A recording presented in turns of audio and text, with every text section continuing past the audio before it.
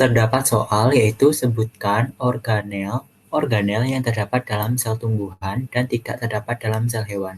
Tentunya di dalam menjawab soal ini kita harus mengetahui pengertian dari organel sel, di mana organel sel ini merupakan komponen pada sel yang memiliki fungsi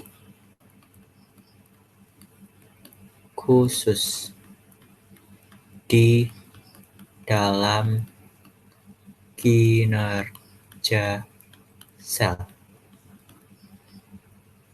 Organel-organel sel ini berada di sitoplasma atau cairan sel.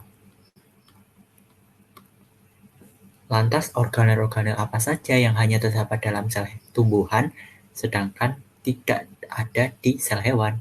Berikut penjelasannya.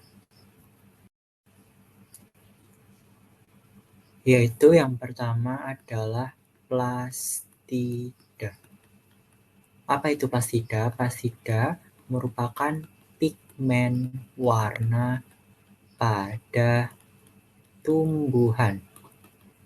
Jadi plastida ini akan memberikan warna khusus pada tumbuhan. Seperti yang biasa kita lihat itu warna pada tumbuhan ada yang warna hijau, ada yang warnanya orange atau kuning atau merah pada bunganya. Nah, pemberi warna ini adalah organel sel yang dinamakan plastida. Salah satu contoh dari plastida adalah klorofil. Yang tentunya kita tahu bahwa klorofil ini merupakan zat hijau daun yang akan berperan di dalam proses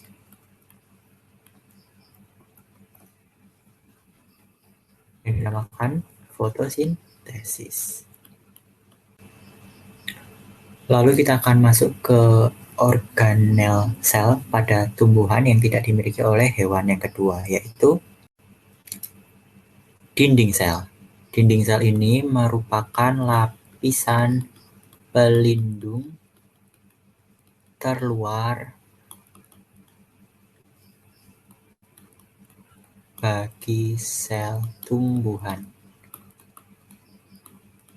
Oleh karena adanya dinding sel ini, maka sel tumbuhan itu berbentuk rigid atau padat, yang sangat berbeda ya dengan sel hewan, di mana sel hewan lebih tidak berbentuk daripada sel tumbuhan. Karena kalau sel tumbuhan ada dinding-dinding sel yang berfungsi untuk memberi bentuk yang rigid atau padat pada sel tumbuhan.